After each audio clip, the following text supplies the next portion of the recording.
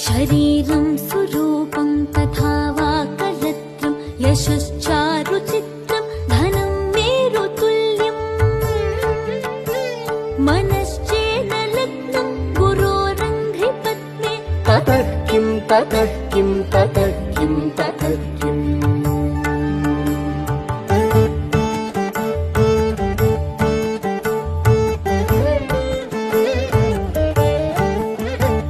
कलत्रं धनं पुत्रपौत्रादि सर्वं गृहं बान्धव सर्वमेतद्धि जातम् मनश्चेन्न लग्नं गुरोरङ्घ्रिपत्नी ततः किं ततः किं ततः किं ततः किम्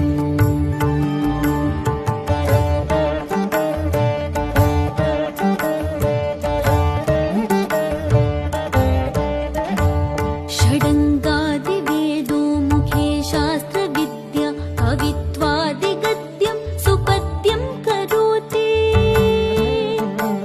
मनश्चेन लग्नं गुरोरङ्घ्रिपत्ने ततः किं ततः किं ततः किं ततः किम्